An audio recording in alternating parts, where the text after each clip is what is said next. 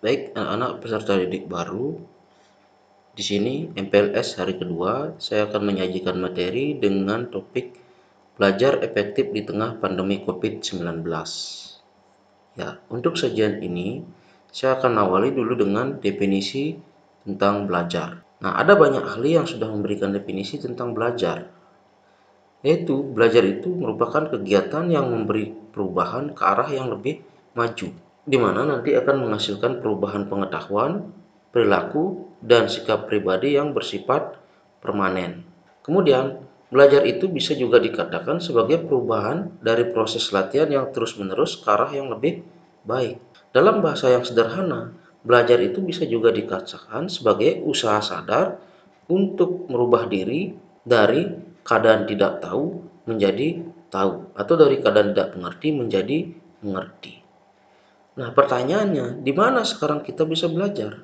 Ya, belajar itu bisa dilakukan di mana saja dan kapan saja. Ya, bisa di rumah kalian bisa lakukan belajar, di masyarakat juga kalian bisa belajar. Kemudian, bagaimana kiat-kiat belajar agar berjalan secara efektif? Nah, langkah yang pertama, kiatnya adalah kalian bisa menetapkan tujuan belajar. Nah, coba sekarang direnungkan. Apakah di antara kalian ingin mendapatkan nilai ulangan di bawah kriteria ketuntasan yang ditetapkan oleh guru? Tentu jawabannya tidak ada ya. Pasti ingin nilainya bagus. Kemudian berikutnya, apakah kalian yang bercita-cita menjadi seorang guru, polisi, dokter, tentara? Kemudian mungkinkah cita-cita itu akan tercapai tanpa melalui proses belajar? Ya, tentu saja tidak, ya. Untuk mencapainya pasti lakukan melalui proses belajar. Nah, kemudian kenapa kita harus menetapkan tujuan belajar? Ya, hal ini akan menjadi sebuah motivasi bagi kalian jika sudah mulai merasa kehilangan minat untuk belajar.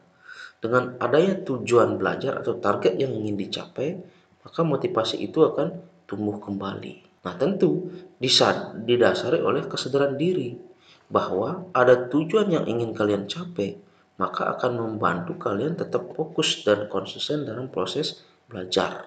Kemudian, kiat yang kedua bisa dilakukan dengan membuat jadwal belajar. Nah, perlu diketahui, jadwal belajar itu harus disesuaikan dengan situasi dan kondisi di rumah masing-masing, ya, sesuai dengan kondisi kalian ya. Nah, mungkin saja di antara kalian ada yang sering membantu orang tuanya di rumah. Mungkin ada yang membantu orang tuanya dalam mencari pakan ternak, ada yang membantu dalam hal bersih-bersih rumah, atau mungkin saja yang berjualan di warung juga ada. Sehingga hal-hal itu harus memang kalian lakukan sebagai wujud dharma bakti kalian kepada orang tua. Tidak boleh melawan perintah orang tua, terutama perintah yang positif. Karena pada dasarnya hal itu juga merupakan proses belajar bagi kalian. Kenapa harus membuat jadwal belajar? Hal ini juga alasannya adalah biar kalian bisa membagi waktu. Kapan saatnya membantu orang tua, kapan saatnya belajar. Selain itu juga bisa dengan membuat jadwal belajar, kalian menjadi disiplin dalam belajar dan bisa melakukan belajar secara rutin. Ya, agar tidak terjadi sistem pembelajaran yang kebut semalam. Karena pembelajaran sistem kebut semalam itu tidak efektif bagi kalian. Nah, maksud sistem SKS atau sistem kebut semalam itu begini. Jika kalian akan ulangan besok, sekarang kalian belajar berjam-jam untuk menyiapkan jawaban untuk ulangan besoknya. Nah, itu sangat tidak akan efektif ya. Masih lebih baik kalian belajar 30 sampai 60 menit secara rutin tiap hari dibandingkan dengan kalian belajar seminggu sekali. Walaupun waktunya dalam sekali belajar itu bisa sampai berjam-jam. Nah, kemudian perlu juga kalian sadari bahwa belajar itu jangan saat hanya ada PR. Ya, tanpa ada PR dari guru, kalian juga harus belajar. Nah, kalian bisa membaca atau mengulang materi yang sudah disajikan. Kemudian kiat yang ketiga, kalian aktif dalam grup-grup belajar. Nah, di tengah situasi pandemi sekarang, pembelajaran difasilitasi secara daring atau online, sehingga guru di sekolah sudah membuat grup-grup kelas dalam melaksanakan pembelajaran. Nah, di sanalah kalian aktif dalam diskusi, bertukar pendapat, bertanya jika ada materi yang belum dipahami, maupun saling membantu memecahkan permasalahan-permasalahan yang disajikan. Sehingga dalam grup-grup kelas itu, kalian jangan sampai membahas hal-hal yang tidak penting, terutama di luar topik pembelajaran. Ya, artinya jangan grup-grup kelas yang digunakan dalam melaksanakan pembelajaran itu dipakai sebagai tempat bercanda. Kemudian kiat belajar efektif yang keempat adalah buat suasana belajarmu nyaman untuk belajar. Nah, kenyamanan kalian untuk belajar itu hanya diketahui oleh kalian masing-masing.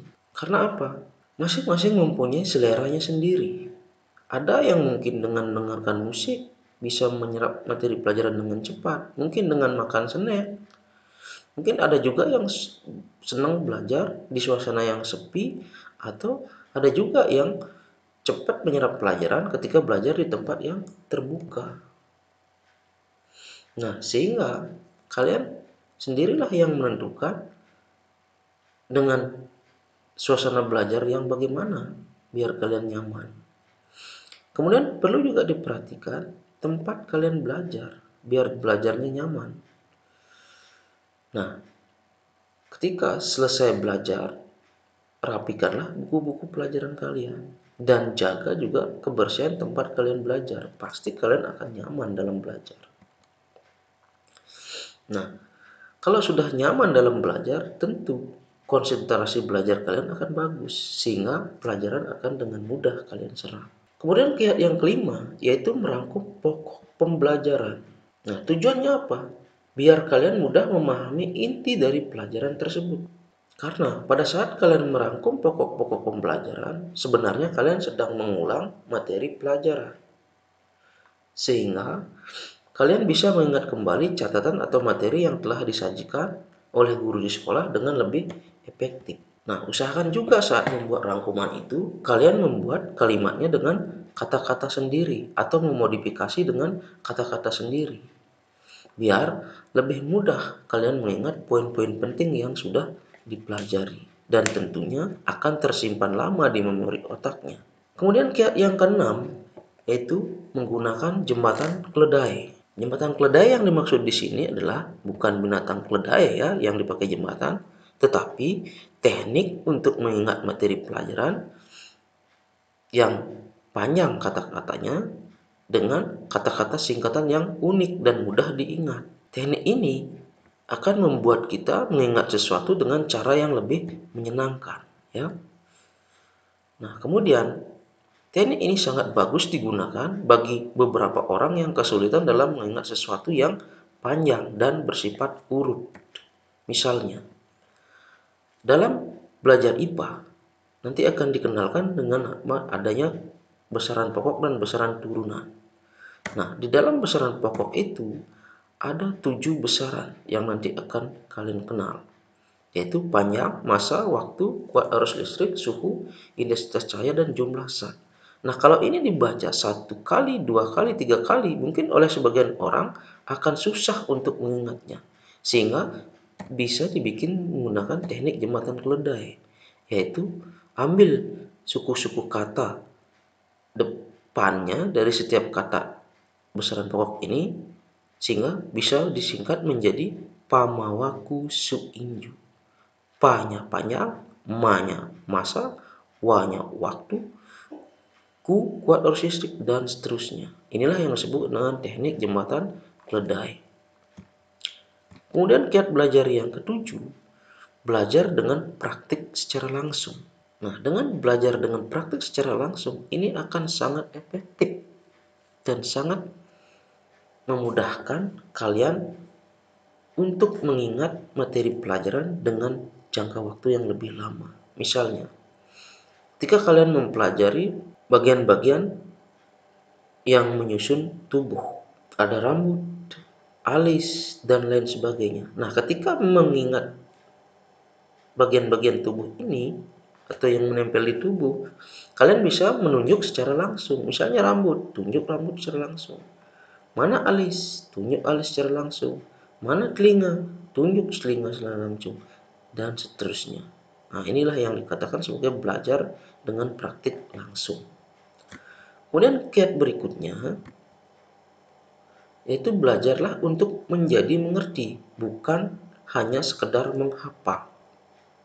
Sebab apa? Kalau dengan hanya sekedar menghafal, itu akan menjadi tidak efektif untuk dilakukan. Belajar akan lebih efektif jika kita mengerti teorinya. Hafalan ini hanya efektif untuk jangka waktu yang pendek. Misalnya, ketika sekarang belajar untuk besok menghadapi ulangan, kalian belajar berjam-jam menghafal. Mungkin besok kalian masih ingat dengan apa yang dihafal kemarin. Tetapi bagaimana dengan 1 minggu, 2 minggu, 3 minggu, bahkan 1 bulan ke depannya? Ya, tentu saja materi yang kalian hafal itu kalian akan lupakan lagi.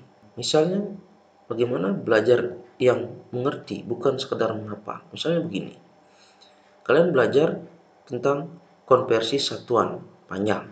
Kemudian dikasih soal, 1 kilometer sama dengan 1000 meter. Ini kalian ingat ini, 1 kilometer sama dengan 1000 meter. Tapi kalian tidak tahu dari mana bisa mendapat 1 kilometer itu sama dengan 1000 meter. Tapi kalian hafal 1 kilometer itu sama dengan 1000 meter. Nah, bagaimana nanti kalau soalnya dirubah? 1 kilometer itu sama dengan berapa desimeter? Untuk itulah kalian perlu mengerti caranya mendapatkan itu bagaimana. Nah, perlu diketahui. Untuk tangga konversi, setiap turun satu tingkat itu dikali 10.